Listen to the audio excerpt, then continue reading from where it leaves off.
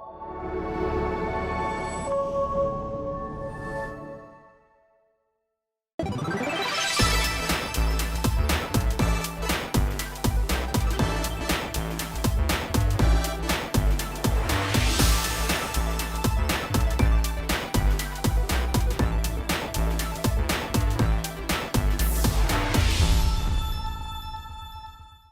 everyone, we're here today with Nate Johnson, the esports coordinator, formerly coach, formerly player of Kodiak's esports here at Lethbridge Polytechnic. Yeah, thanks for having me.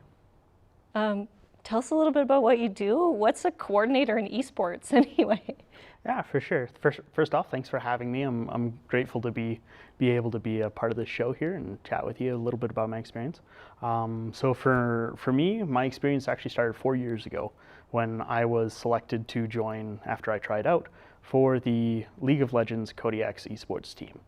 I made the position as jungler, which is a position in which I help control the map and do a little bit more strategic thinking, which really helped set me up for my role as coach and then later on now as the esports coordinator.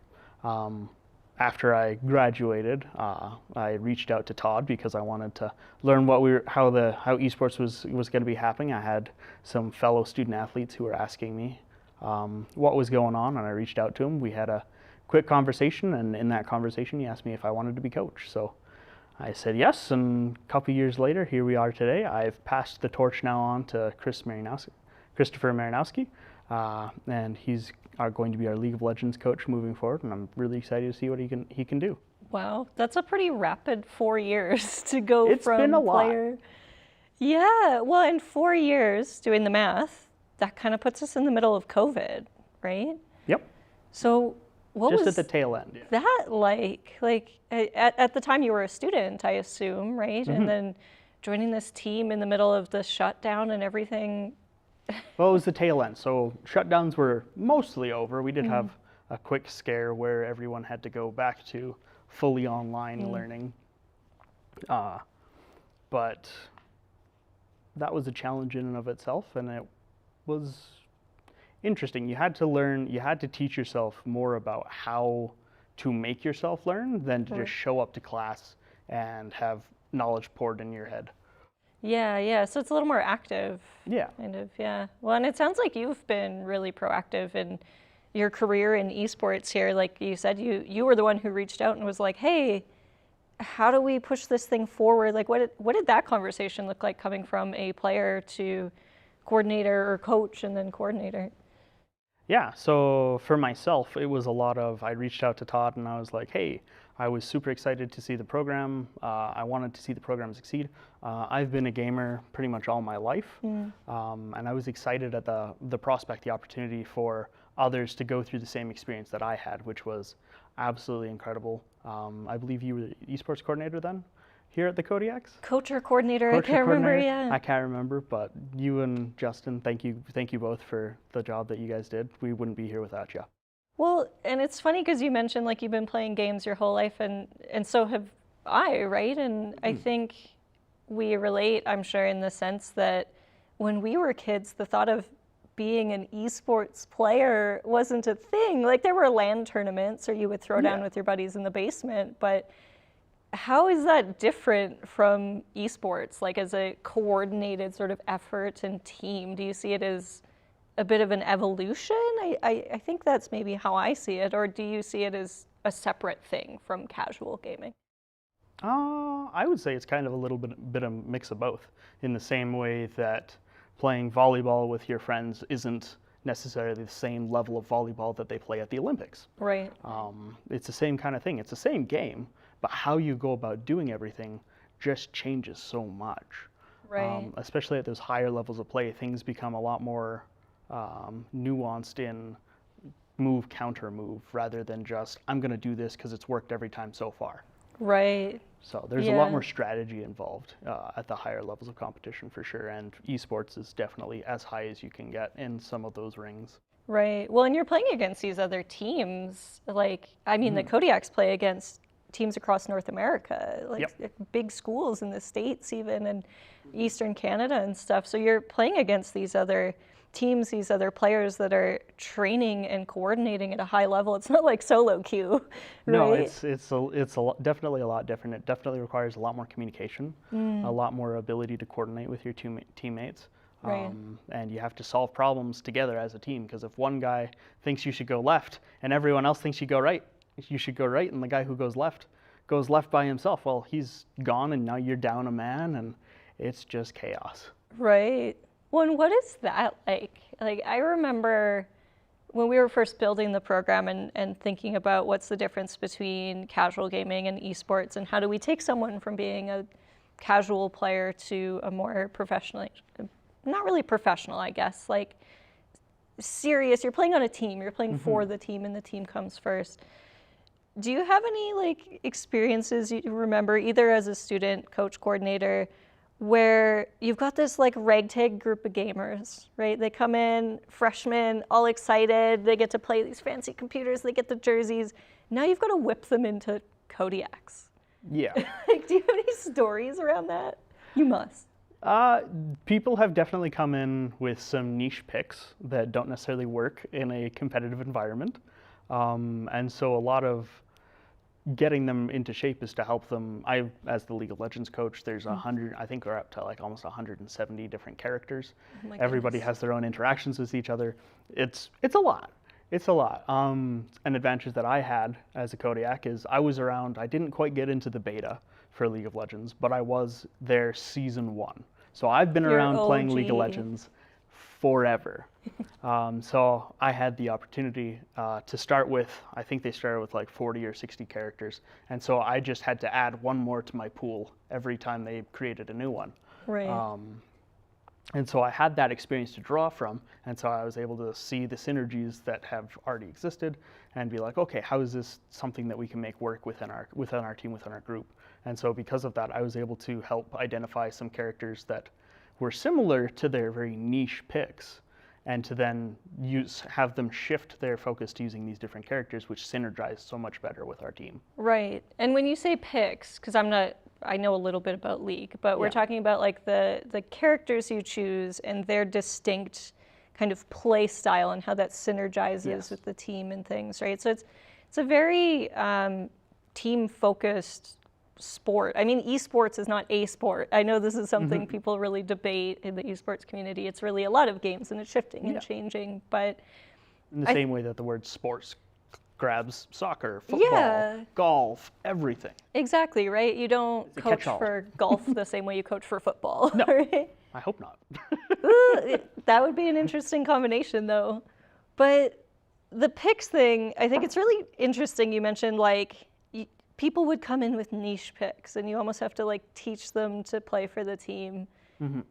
How does that look on a personal level too, right? Because we have oftentimes at the Polytechnic here, people coming in 17, 18, 19, 20, quite young guys, used to solo queuing, and now all of a sudden they've got to coordinate Yeah. and work together. So what does that collaboration look like on the individual level, and kind of teaching people to do that? Yeah, for sure. So a lot of it comes down to game VOD reviewing or video reviewing, where we record the videos or use the spectator to go back and go through the videos that we've already played, and we get to a spot that had a potential conflict of somebody saying one thing, somebody saying the other, and the team kind of splits. And so we rewind back to that spot, and we're like, okay, guys, here's our situation. Why did we make the decision that we made? And how can we make sure that we're all coming to the same conclusion, right? Because Right. if everyone says 2 + 2 is 4, we're all on the same page. We're all going to get everything done, and you're going to move that much faster. And especially when you get into these competitive environments, sometimes the split second of everybody coming to that same decision, a full second or half a second ahead of the other team, is all it is. That's the difference between winning and That's losing. match, yeah. Yeah. So. Wow. So do you find there's a bit of resistance from players initially having to learn that, or are they pretty gung-ho about the prospect of like learning to play, learning this thing that they love at a higher level? Yeah, so it's definitely player dependent. I find that oftentimes the better a player is when they show up, the more resistance they have because they've reached a high level of gameplay using what they know. And so they expect that, and their opinions are very much valued by us, but they don't necessarily always translate to competitive play. And so Interesting. that trade-off is something that you gotta, as a coach, you have to balance and try and figure out. And everyone has a different way in which they learn, Right. and everyone has a different way in which they best communicate. So it's trying to merge and kind of meld all those different players together into a team that is one of the definitely the bigger challenges of being a coach. But it's so Right. rewarding when it pays off, when it comes through. Well, and it's interesting. The more you talk about it, the more I really see this as like a big difference between gaming and esports being learning, like learning to control your own actions and reactions to communicate with the team, learning the game on a level beyond that, right? Like understanding League is famous for the picks, right? And those clutch moments that make or break. And you're spending so much time VOD reviewing and having the guys communicate, having the team communicate and everything. It's interesting. Do you find you're kind of learning to be a teacher in a way, just as absolutely. much, if not more than Absolutely. a coach? If you don't have the ability to teach, then being a coach is very, very difficult. Yeah. Because even if you can identify what it is that the player needs to work on, to focus on, to take it to the next level for them, if you can't communicate that, if you can't teach them how to do that, it's kind of worthless knowledge, right? Yeah. So you have to be able to communicate. You have to be able to work with that player and bring. And that's, I think, one of the strengths that I had as a coach was I was able to bring this knowledge to my players in a way that it wasn't threatening to them, and it wasn't trying, like, they didn't feel like I was attacking them, like, you're doing this wrong, you need to do this better, here's how you're going to do it. I came to them and I said, hey, I see you're doing this. I think if we did it this way, it would work this much better, and this is why I think that. And Right. what do you think about it? Let's have a conversation. Let's make this work for you. Let's take you to the next level. I'm here to help guide you, but ultimately they are the ones who have to put in the blood, sweat, and tears, and they are the ones who are really pushing. Right. That's so cool. Like, that's one of the things, there's so much conversation nowadays about the value of post-secondary and education and stuff. And to me, I think esports, interestingly enough, a bit of a tangent, but I think esports is a good example of like modern learning, where people are engaged in what they're learning. They're actively working with you rather than just being told you're kind of leading a horse to water. And those skills you're talking about are like so valuable outside of esports too. No, right? absolutely. I Like, really, communication is such a massive part of it. Yeah. And that's something that when you're playing casually, like, you might have your buddies and you might be playing in groups of 2, 3, maybe 4 or 5 if you're lucky enough to have a friend group that large, or unlucky, depending on everything. depending on those friends. Depending on the yeah. circumstances.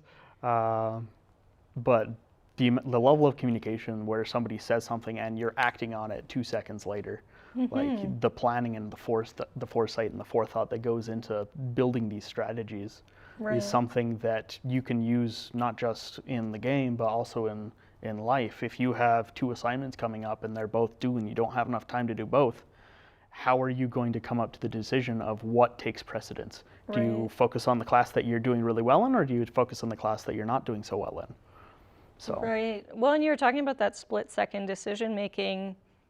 In a way, esports can be really stressful. Like, Oh, absolutely. Gaming in general has a bit of a can have a bit of a toxic culture around it, right? Where the rage and the ego and the intensity are a part of it, and teaching students to kind of learn to not only manage it but channel it and all of that is fantastic. Especially, the conversation comes up every few months about how gaming has this ill effect and that ill effect, and I'm sure there's plenty of evidence for that, but I'm curious, are you seeing any specific, besides the teaching of these skills, any specific like positive impacts coming out of that? yeah, for sure. So it's like any team sport. You have to learn how to work with multiple different kinds of people. You have to be able to learn how to communicate. You have to be able to work as a team. But more than that, you also have to develop a significant level of mental resilience. And that is something that is, I'd say, probably one of the hardest things as a coach to try and teach a player. But if they can develop that, then the world is their oyster, because the ability to get knocked down over and over and over again and get back up and keep fighting, that's something that has absolute value in this world, especially in the world that we live in today, where life comes at you over and over and over again, and there's no breaks. Like, if you put your phone down for a day, you miss out on so much that has happened. Right. And which means that you don't have time to take a break. So if you have the ability, the resilience to just hold on and keep going, even after you get knocked down over and over again, that's a skill that will carry you through life, I think. Yeah, absolutely. That's really fascinating. I think about all the times I like white knuckle my controller because I'm so mad, and like, but maybe it made me resilient.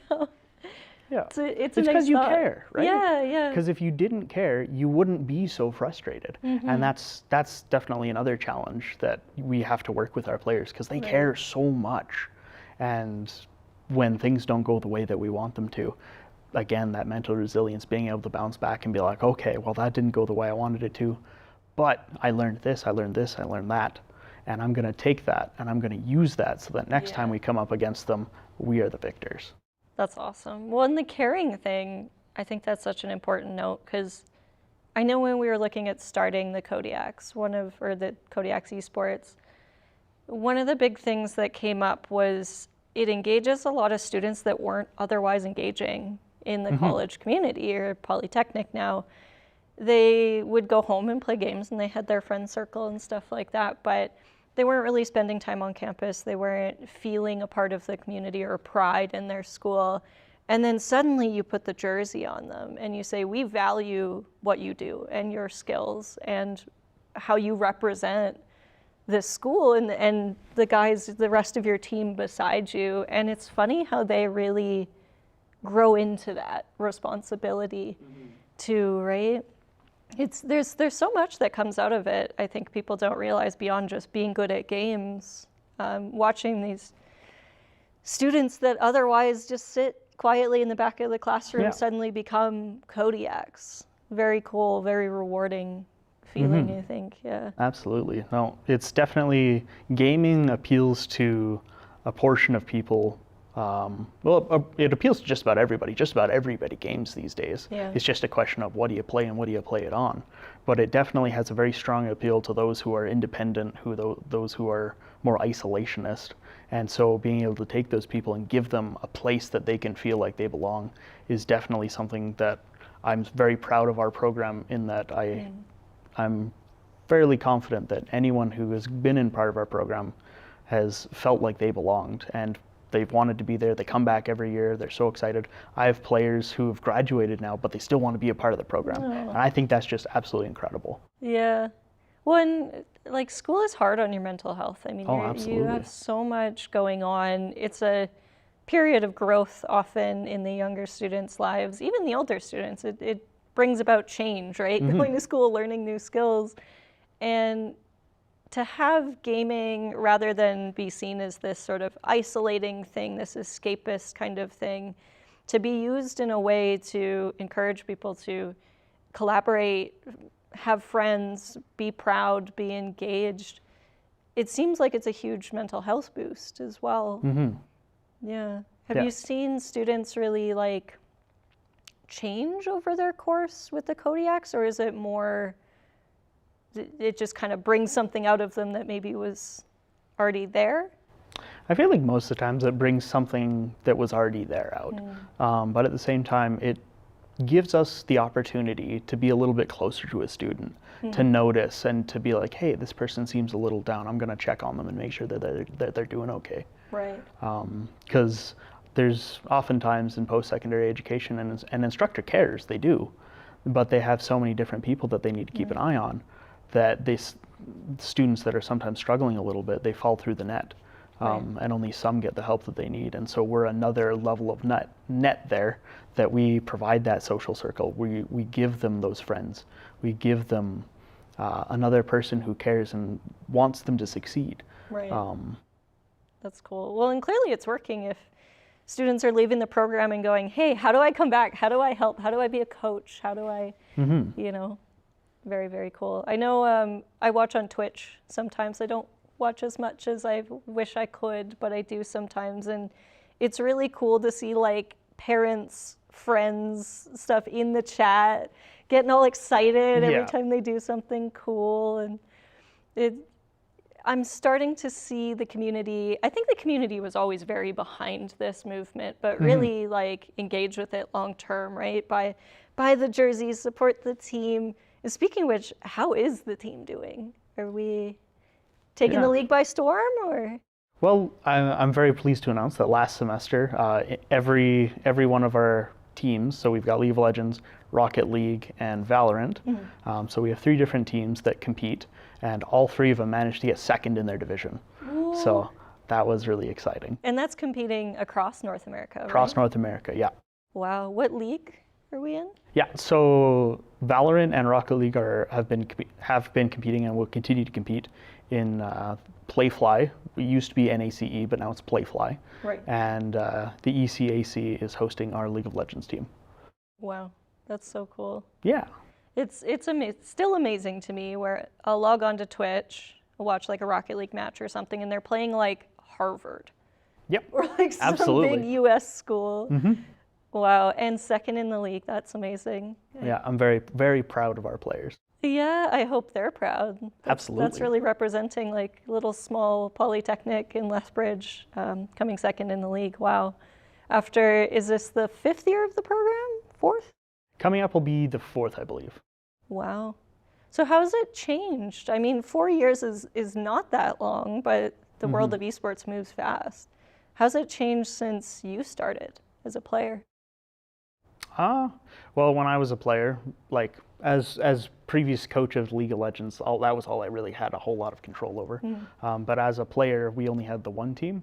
But when I became coach, I wanted to shift it to having 2 teams. I wanted to have League of Legends is played in a team of 5, and I wanted each team to have 6. So I wanted 5 players and then a 6th to be a sub, and I also called them the Devourer, because their job was to devour all the knowledge that they could, and then if they reached a point that they learned more than one of their peers in a position, they would take their spot, which would put the other player in a position that they That's could cool. then learn as much as they could about the game, not just their specific position. So Oh, it that's allowed interesting. my players to focus and specialize, but then there was a threat that if somebody else got better, they would have to up their game and learn about the whole game, which would then in turn make them better Right. and hopefully create this friendly competition. Is something that I definitely was a little worried about and felt like I would need to keep an eye on the competition between players to make sure it was managed well, because competition can be a very driving force, but it can also be a destructive force if it's not handled well. Yeah, that's absolutely true. Interesting though, like evolving that strategy towards encouraging people to grow and want to improve and things like that. Yeah. Do you guys still work with, I know people may be surprised to hear this, but Southern Alberta and Alberta in general is becoming a bit of an esports hotspot in Canada. I know the Alberta Esports Association was a big driver, but even within Lethbridge, we've had some players that played like pro Overwatch, I believe, even overseas. And we have a pretty strong high school esports culture. Do you still work closely with those groups, or do you kind of know what's going on at the provincial and at the Lethbridge level? Not as closely as I'd like.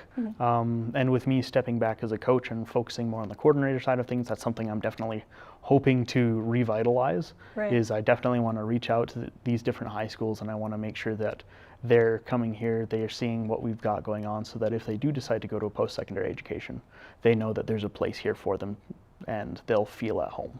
Right. There's a place in a really nice Alienware PC setup, really cool jersey. Yeah. Yeah. I mean, black and blue, you can't beat that color scheme. Right. Yeah. Easy win. Easy win.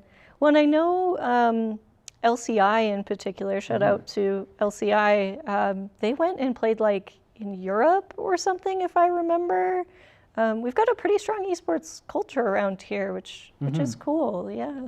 Yeah, no, it's absolutely incredible, and I'm so excited to see what comes out of it and to watch as these high schools develop their own programs, and any high schools out there that are looking for a little bit of guidance, I'm always happy to put my 2 cents in. I helped LCI actually develop their League of Legends program a little bit. I reached out to their coach and I told them everything that I was doing, why I was doing it, and then also made myself available that if he had any questions, he could ask me. Yeah. Well, and as coordinator, are there any big moves on the horizon? What can we expect in the next season and beyond? This year, I'm looking to focus a little bit more internally. I want to reach a point that the Polytechnic knows about us. It definitely feels like we're a little bit of a best-kept secret, which is unfortunate. But I'm hoping to really increase the number of events that are hosted internally here. And at some point, I would like those events to be public so that we can bring in those high school students so they can see all this cool stuff that we have going on. As a coach, I only had control over League of Legends really, but I would do a World's Finals watch party. And so one year it was being hosted in Korea, and so the time that it ended up being here was about 1 a.m. when it was supposed to start. Oh boy. So it was a little bit chaotic, as you could imagine. But we started at 10. I brought all my students in. We played games for a couple hours, and then we moved over to the Frederickson Theater, which is this big theater that we have here at the Polytechnic. And I hooked up my laptop. We streamed it to the big screen, and we had popcorn, we had Gatorade, we had all sorts of things going on. That sounds and then like we had a so great much time fun. until we went home at 5 a.m. And then everybody slept. And then everybody crashed, and Yeah. no. Wow. That's cool, actually. You mentioned Worlds, and I watch a lot of the fighting game stuff, like EVO and all of that. Street Fighter, Mortal Kombat. Yeah. What does the greater esports ecosystem look like right now? Like, when esports and collegiate first started becoming a bigger thing, I remember so much of the conversation being around like, these players will play for their colleges or their universities and then they'll go pro, like they do in traditional sports. But that pipeline has sort of changed, and the industry beyond collegiate has kind of changed. And I'm curious your outlook on, if you could rub the crystal ball for us a little bit and make a guess, your outlook on where things are going with collegiate and whatever's beyond that, whether it's pro, specifically in North America, because Asia's kind of on its own path. It's got its own set of craziness happening over there. Yeah, it's amazing. Yeah, they definitely play a lot differently, but I think that's more to do with cultural values and stuff, and and that ends up reflecting in their gameplay. So they play in a completely different way. It's much more efficiency focused, whereas at least for League of Legends, of course. Whereas for North America, it's a lot more kill focused on taking out those key players so that you can take down the enemy, as opposed to just getting them into a position that you just choke them out and then there's nothing that they can do about it. Well, so I'm kind of curious, like if I were an esports player, if I were so lucky and 10 years younger, coming into school, becoming a Kodiak, right? What is the path for me potentially? Is there still a path to pro esports? Is it more, do you see people going more into like production, right? Like managing the OBS in the stream or becoming coaches? Or how do they take that, I guess, and run with it? Where does the path lead? Yeah, well, every game has its own kind of unique pipeline. League of Legends and Valorant benefit heavily from Riot being so heavily involved in the esports scene. They tend to organize at even the collegiate level. They've got their own competition that they run on Saturdays.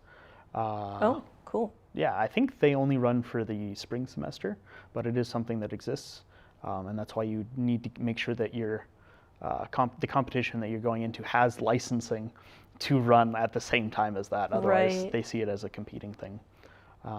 Interesting. Yeah, so I feel like the road to pro might not quite be there for collegiate esports at this point in time, but just because oftentimes pros will be picked as they join these Riot-hosted competitions. Right. Well, and I know there's been more, Bow Valley has a program, I wish I could remember what it was called, but it was focused more around like broadcasting and things like that.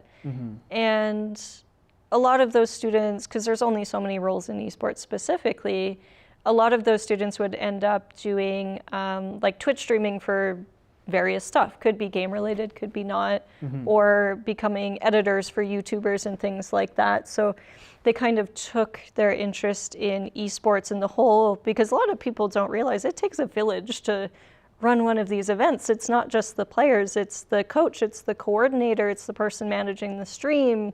Oftentimes you'll have a marketing and communications person. It's a whole production, right?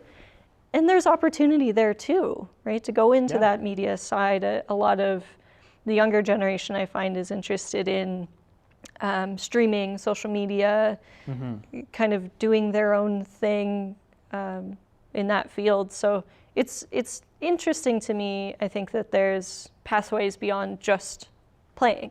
Yeah. Right? It's not like a traditional sport in that sense. You don't have to either go to the NBA or that's kind of it for your basketball career. You can go into production. Yeah, if it was just the players, then I don't think we'd have an esports scene at all.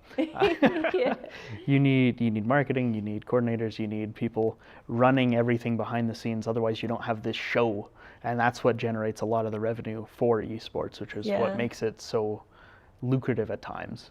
Is all those people working together to make sure that this happens. The players might be the stars of the show, but without all the supporting cast, nothing happens. And that is such a dance. I remember there was like a big tournament in Edmonton a few years back, an esports tournament. And I remember peeking behind the curtain, and there was a whole row of people on the boards, managing the shoutcasters, doing the stream, creating the graphics, updating them, everything real time, just so that when you open Twitch, it looks nice and clean and pretty. And there's like a whole back room of folks keeping that going. And they seem just as passionate as the players. Oh, really. absolutely. Yeah. No, video games are something just like anything else that can bring people together because it's a shared interest, a shared love, a shared passion for something. Well, and speaking of that, kind of going right back to the beginning where we were talking about how you got into gaming, and you mentioned having played League since basically the beginning. Yeah. But I imagine you were playing games before that even. Oh, yeah. Where's your start? What do you consider your like start in gaming? It would have to be either Halo or Age of Empires 2. Ooh. When I was about 6 years old, I think it was, I remember my dad plunking me down in front of his computer and just letting me loose on Halo. And I got stuck. There's a part in the map where you have to go through these air shafts, and I got so lost and so confused. And then Mom called for dinner, and I didn't want to go. Classic. But, 6-year-old, you don't really have much of a choice. Yeah, but Halo, I mean, I feel like Halo has launched so many people's gaming careers, so to speak, or turned them into gamers.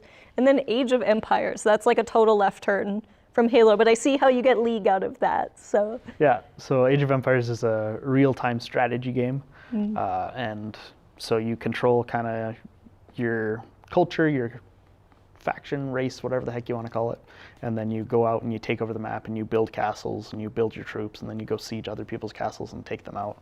Right. And yeah, no, it's absolute blast. That was like peak 2000s gaming.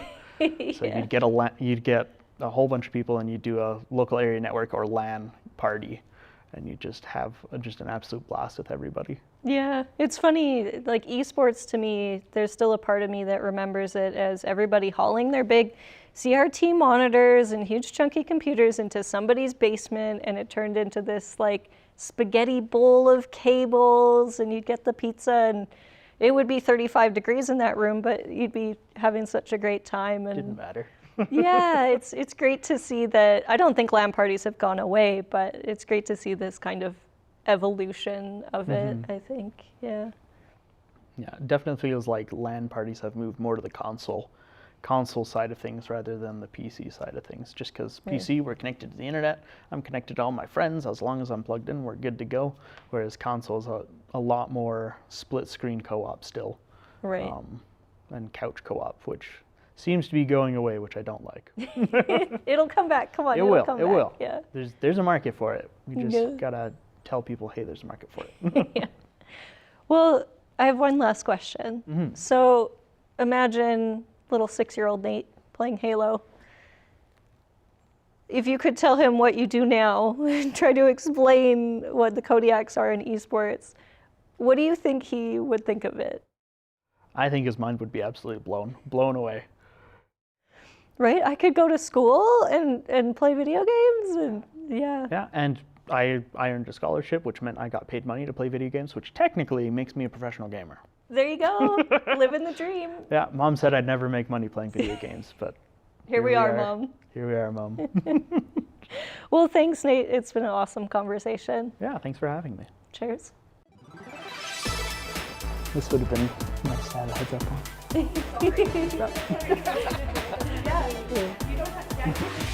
Gotta be something.